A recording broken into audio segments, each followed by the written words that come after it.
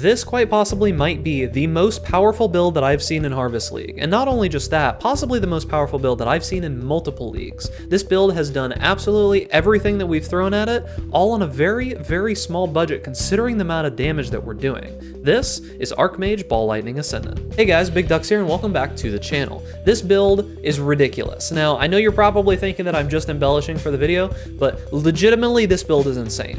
We have only spent a few exalts into this build. It's doing upwards of 15 million DPS. It's cleared every single boss in the game that we've thrown at it. I'm talking Uber Elder, Shaper, Elder, Awakener 8 Cirrus. We did Uber Azirian one-shot ourselves to the 1% Reflect almost instantly. We completely cleared Hall of the Grandmasters with no issues whatsoever. We did a T15 Burial Chambers 100% Delirious map with 4 Gilded Scarabs, 4 Sextants, and a whole bunch of crazy stuff on it with Beyond. We've done pretty much everything in the game, and all of it has been a joke. You'll see it in the montage here in a minute. It's actually as ridiculous as it sounds. Now remember guys, if you enjoy my content and you want to help me out, make sure to like this video so that more people can see it. And also consider subscribing for more content similar to this. And last but not least, if you want to support me directly, consider joining the flock with the join button that's down below the video. It's a way that you can directly support me and help me make more content. And you get a couple cool perks like a special channel in the Discord and some other things, so consider it. And without further ado, let's take a look at a couple of the things that we did. And by a couple of things, I mean literally we cleared everything in the game that I could even throw at this build, and then we'll get into the guide. Oh, I couldn't move. Peace, gamer. Fragment of shape, the same one every time.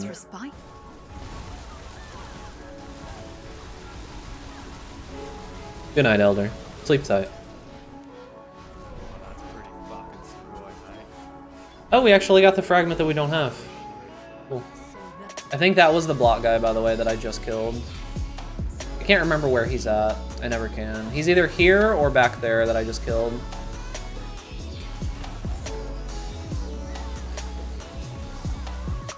Yep, okay. This wave is actually pretty dangerous. There's a lot of damage mods on this wave. Yo, what's up, Ripcord? Oh, okay. Double. All right. All right, game. You need to chill a little bit, please. Can we not have Kosis and your boy at the same time? Please, Kosis. Kosis, I need you to fall over, okay? I need you to stop. It's time to stop. Kosis, it's time to stop. Okay, thank you. There we go. Get that damage in, gamer. No Kosis. Stop this, gamer. Jesus Christ. Okay. That's Kosis down. I think I answered the subs correctly, right? I died to answer one of those subs, but yeah.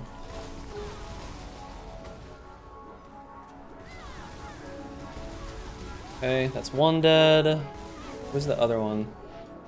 Don't have any mana. Okay, that's 2 dead. Music was just paused automatically just to give us some, just to let us focus. What a terrible drop.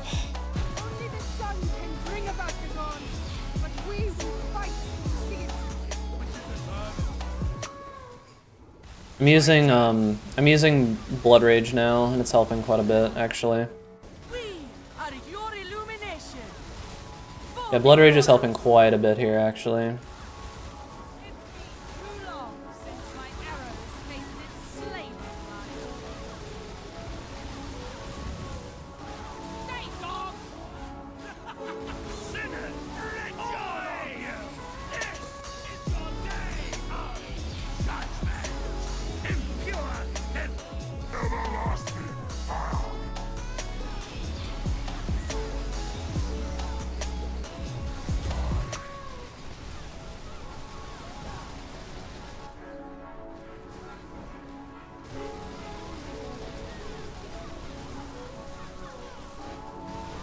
Well, it's kind of nice knowing you, Cirrus.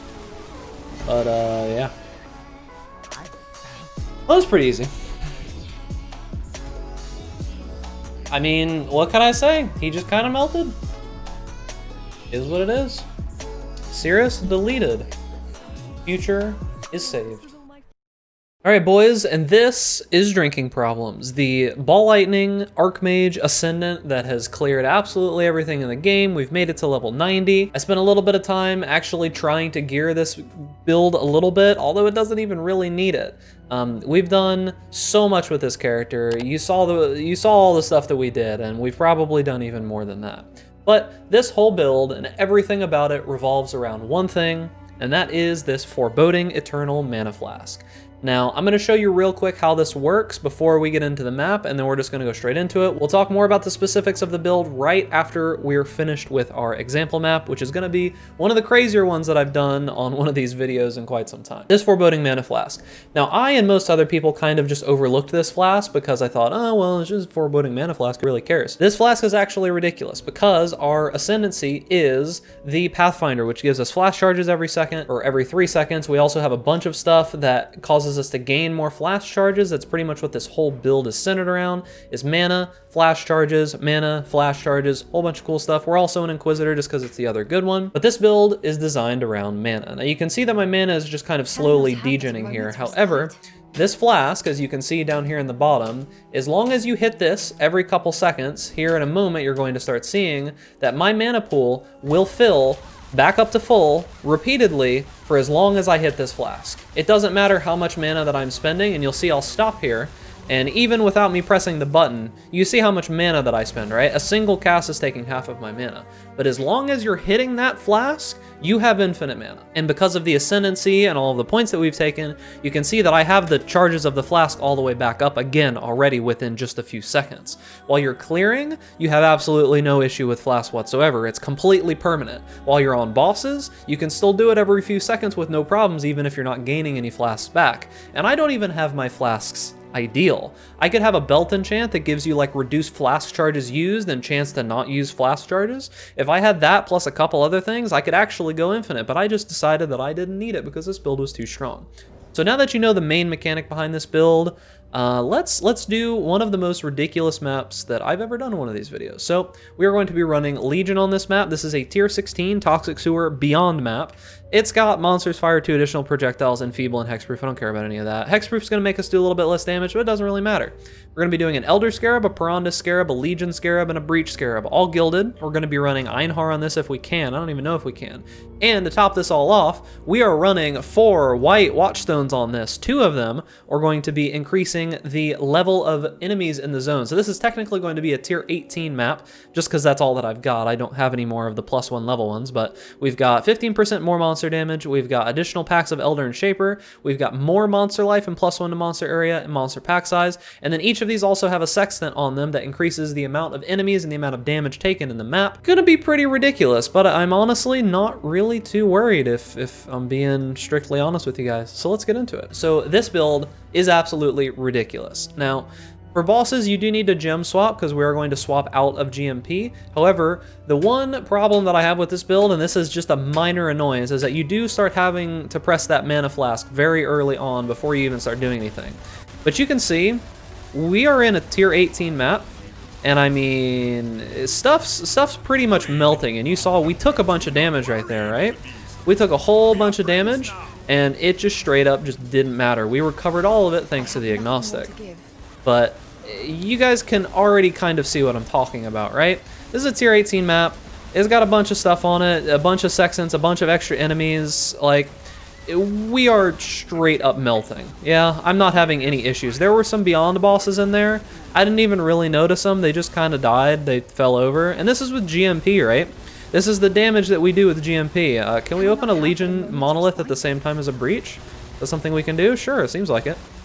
So, I mean, we honestly might die because I'm being a little silly here. Like, I'm pushing this way harder than I should because I'm opening a Breach, and apparently there's 2 generals, and I missed one of them, and I'm not even going to be able to find the other one. It's fine, I don't care. I'm done with this league anyways, but you guys you're kind of, you know, you don't need me to talk anymore. You can kind of just witness the power of this build.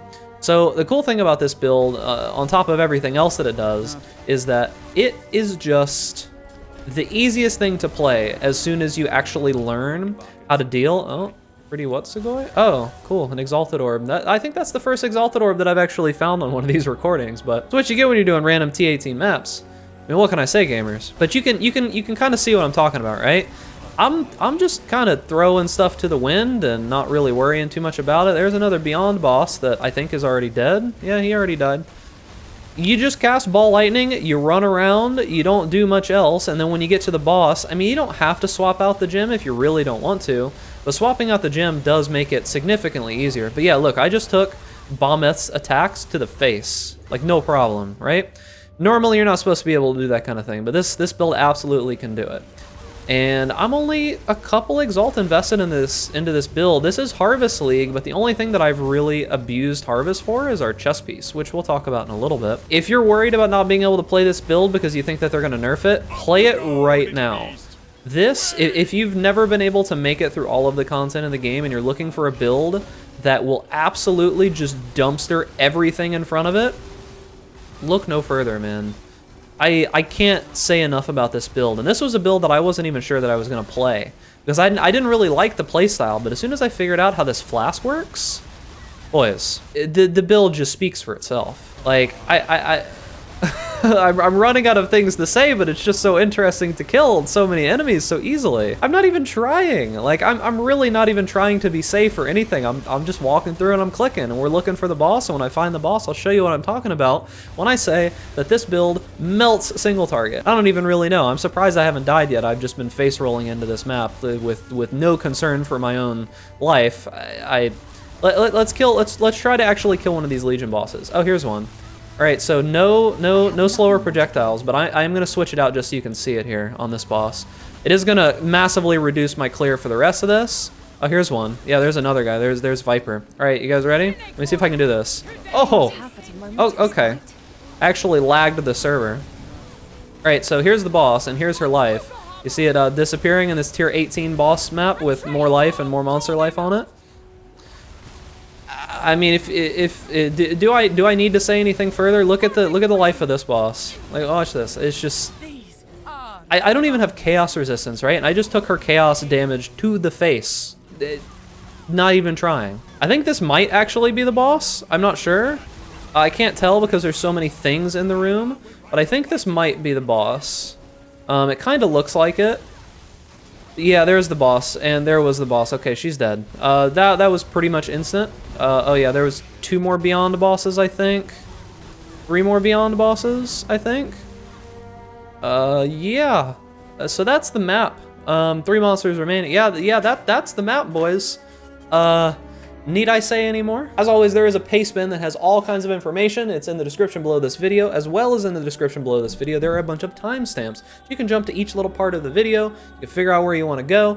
Check those out in the description. You can jump to either the path of building information at the very end or wherever else you want. So let's talk a little bit about the basics of the build, about the items that I use and the skill tree that I use, and then we'll go into the path of building after that. But the idea behind this build is we are a Ascendant, and we choose the Ascendant specifically because of the Pathfinder Ascendancy. Now, you could just say, oh, well, why don't you just go a legit actual Pathfinder? It's like, well, we don't really need to. The only thing we're really looking for from this is the Flasks gain 3 charges every 3 seconds, as well as the 15% chance for Flask you use to not consume charges. That's what we're looking for. Now, we also go the Inquisitor because this gives us a ton of damage. It gives us chance to create Consecrated Ground, which is really good for us, and while we're on that Consecrated Ground, we are immune to elemental ailments. Now, we actually did find a Bottled Faith on this build. It was the very last thing that we did on stream, but I found the Bottled Faith. It was almost perfect, and we ended up just giving it to the guy that we bought the map from because I was ending the league anyway, so he has it. I don't have it anymore. You can check my stream out for that. Twitch.tv/BigDog, the link will be somewhere around here. Maybe, if I remember. This just gives us the most damage possible out of everything else. It gives us nearby enemies take 10% more damage, immunity to elemental ailments, damage penetrates 6 enemy elemental resistances, a bunch of crit multi, and a bunch of create consecrated ground. Inquisitor and the Pathfinder Ascendancies on Ascendant are just super duper strong. We also use the Agnostic. This is the thing that's causing my life to just bounce up and down like that every time that you're seeing me take damage. This plus our infinite mana pool just means that I'm constantly regenning something like 1500 life a second or something like that. And also with Dynamo, you might have noticed that whenever I hit Arcane Cloak, you'll notice that my mana just kind of jumps right back up, right? So between those 2 things and Mind Over Matter, with Mind Over Matter, I know you're seeing like a 4400 life pool and you're like, yeah, you're probably just gonna get one shot randomly, but our life pool is actually 30% more than that. And we do have a Watcher's Eye, so that means that it's 40% more than that. And if my chest piece was actually what it was supposed to be, the correct one is in the Pastebin, but this would have another 10%. So we would actually have 50% more life than what you see here, meaning our life would be something like 7,000. That's a ridiculous amount of life, effective health pool, for a build like this. The main purpose of the build is just getting a bunch of mana, a bunch of life, a bunch of crit, and that's pretty much it. Flask nodes, that's the name of the game. Now, this cluster jewel up here, the only thing you need off of this cluster jewel is Thunderstruck. That's the only thing that you need off of it, right? Thunderstruck, and that's it. If you're wondering about this intuitive leap, just don't use the intuitive leap and just put the points in to make it there, right? There's stuff about that in the Pastebin. That's pretty much it about the tree. I'll go more in depth about the tree and the leveling trees later on. Let's talk about the gear. If you're wondering if you can do this as your league starter, the answer is yes. We've tested this with a tabula and this staff, right? This staff's not even actually good, right? The part that says +3 to level of all lightning spell skill gems, that actually doesn't even do anything for us. That gives us like maybe 10 or 20,000 DPS. It's nothing, irrelevant. The part that matters is just that +89 to maximum mana. We did this build with that and a tabula, right? Like we just did the build with that and a tabula. I just took these gems, shoved them into the tabula with Unleash, and did it like that. Also, you can do this with a Pledge of Hands with a 5-link. This, we tested that out as well. We did tier 16s with both of them, completely easy. Now, you're probably seeing Crown of the Inward Eye. This is very, very easy to get in any league. This is the most common drop off of Cirrus. It'll be available if you're playing on any non-console league. So, I mean, even if you're playing solo self-found, you should be able to get this helmet by just killing Cirrus enough.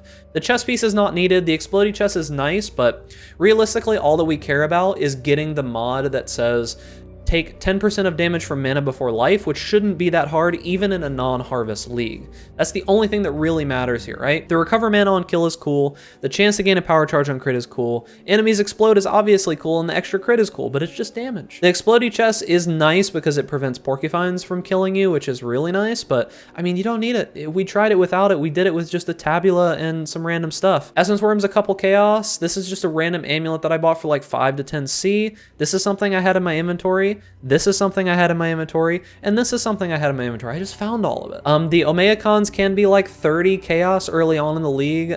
They can be kind of expensive depending on how the meta goes, and if this build ends up being really popular, they might be expensive. You also don't need these. They're just a good defensive layer. You can use some random boots with life, mana, and resistances and move speed on them. You don't need almost any of this stuff. The flasks, this makes clearing much easier because you get the 2 additional projectiles in the area of effect. At Ziri's Promise is really easy to get. You just kill at Ziri or you just buy it. There's a diamond flask, a quicksilver flask. You can replace the Atziris with a bottled faith if you're one of those rich boys. And then we come to the foreboding eternal mana flask of warding. This mana flask changed the game for me when it came to this build. I was almost going to quit this build until one of my viewers was like, use the foreboding mana flask, dude. I think Zulitz, I think was the one. Thank you, Zulitz. He's like, use the foreboding mana flask. It just gives you giant chunks of mana back. And I was just like, but it just sucks. It doesn't work right. And then I came to that epiphany one day. I'm like, oh, if I spam this button, it just keeps happening like 4 times a second. I get full mana back every 4 times a second. It's ridiculous. I don't even know what else to say about this build. Honestly, I'm kind of just gushing at this point about it because of how ridiculously powerful it is. Let's get into the path of building. I'll talk about all the specifics, but that's all that you need to know about this build. It's ridiculous, but let's talk about the specifics in Path of Building. Alright guys, so here we are in the Path of Building. Remember that I do update these over time. You will get randomly new versions that I'll link in the description below the video. I update them over time. You'll see the date on the last time I updated them listed there. Also, remember, in all of my Path of Buildings, there is a huge notes section, okay?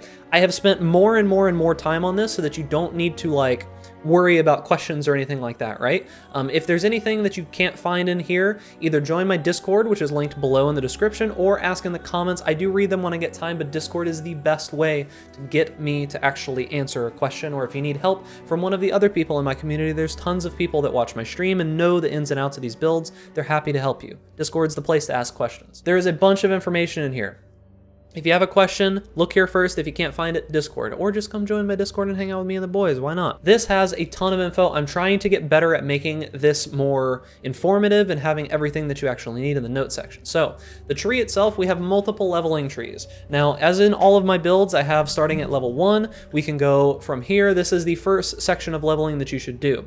Now, differently from what I normally do, I do have 2 different ways that you can level in this build. There's a spell slinger option as well as an archmage option. option. This is both in the notes, go read them. I also have lists of abilities in order of what I think that you should grab. There's notes about these in the notes. There's also the secondary attacks. These are the ones that you should use if you're leveling the Ball Lightning Archmage method. That's what I recommend. Also some information about all of this there. So this build mainly survives off of mana, and you can swap into the full build at around level 40. You can just start using Ball Lightning Archmage and start melting content at around level 40. It does get easier the more that you invest into mana and the more that you update your mana flask. If you're having problems with mana, update the mana flask. That's the best thing that I can say. Early on, Enduring is probably better than Foreboding, but as soon as you get the maps, invest in that Eternal Foreboding and you will thank me.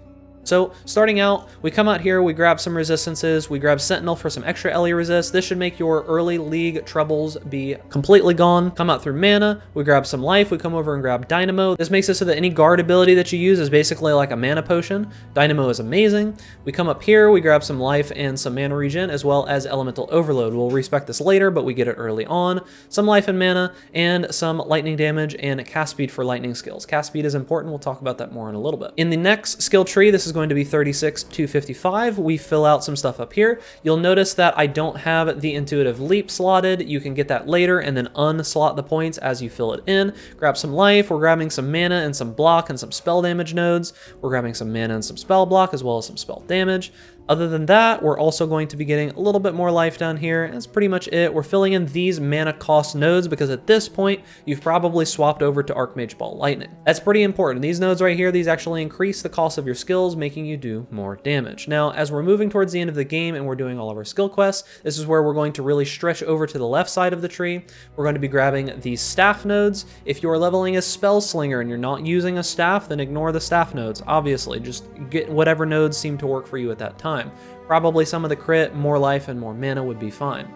We come down here, we grab these mana nodes. Come down here, we grab these staff and crit nodes. These are amazing. You should grab these if you're using the staff version, which you should. Some life. We also do fill in the agnostic. This is around when you should be able to have the agnostic going. We do fill in battle rouse. This gives us some more damage back as mana. And also we start getting our first mana flasks. The next jump is going to be a little bit weird if you're not familiar with the Ascendant. So as we jump into our in-game skill tree, the Ascendant's going to allow us to start at another spot on the passive tree, and we choose the Ranger, and we come through here and we grab these mana nodes and flask nodes and these mana nodes and flask nodes. Also, we do fill in our cluster jewel. This is super important actually. So this cluster jewel, you don't need a very expensive one. I checked this right now, it's like 20 chaos for a pretty decent one. The only thing that really matters is this Thunderstruck node. Thunderstruck is going to make it that when you cast those spells, you might have noticed in the preview that I gave you earlier, you're knocking back enemies constantly. Ball Lightning can hit up to 13 times per second. That's 13 knockbacks that you can do per second as long as they're shocked and as long as you crit. And it's not hard to shock and it's not hard to crit on this build. We have a decent crit chance, like 84% with our gear. You fill in some of these, you just grab some random life and mana nodes. The actual jewels that we use on the build, the ones that I personally use are just life and mana. That's all that matters. We fill in all of those jewel sockets. There's a ton of them around the tree. Jewel socket, jewel socket. You could probably fill in more jewel sockets if you wanted to. Talked about the Watcher's Eye. This is just damage taken from mana before life while affected by clarity. Now you might be thinking, oh, he's using Wrath, which we'll talk about in a moment. Supreme Ego might be good. Well, this prevents you from using Clarity, which means that you're not going to be able to have the extra 10% damage effectiveness layer like Mind Over Matter. You don't need more damage. I showed you that you don't need more damage, right? You understand that? Pretty much it for the skill tree. Let's talk about skills themselves. So I want to mention here that the DPS on the left side here, it says 1.4 million. This is not accurate. The actual DPS of the build is only obtainable through a Ball Lightning spreadsheet that's on Google Docs. You can Google corrected Ball Lightning spreadsheet. You type in your actual DPS that you see here into the spreadsheet, fill out a bunch of numbers, and it'll give you your real DPS. In the notes, I have given the DPS numbers calculated with that sheet with the different kinds of gear that I have listed, which we'll talk about in a minute, so you can have an idea of how much DPS you're doing. Spell Echo. Spell Echo is very important for this build because we use a staff that gives us greater Spell Echo. We'll talk more about greater Spell Echo when I'm talking about the staff. We use Faster Casting. This is not the highest DPS link that you can do. Faster Casting is actually a DPS down. However, it is a playability feel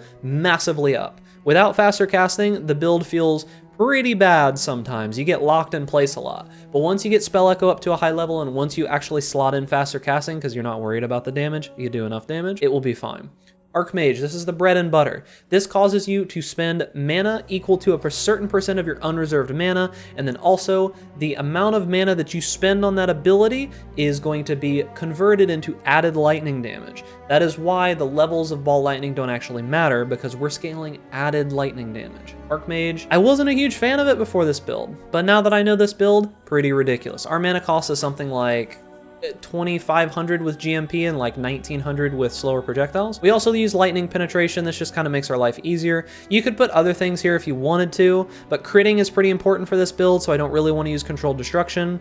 Conk effect, you could do that, but it would reduce your AoE, which would probably reduce your damage unless you're really massively scaling AoE. Kind of don't recommend that. And then you can use slower projectiles for bosses, and you can use greater multiple projectiles for clear. Slower projectiles causes the ball lightnings to stay in place for longer and hit the boss for longer amounts of time.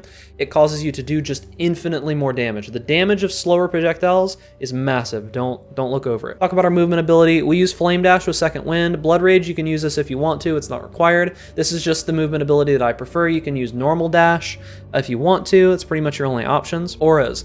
These are mainly just going to be auras that are used for their Vol versions, right? We're talking Vol Haste, Vol Righteous Fire, and Vol Grace. We do keep Clarity going. It's at level 20 because it doesn't matter.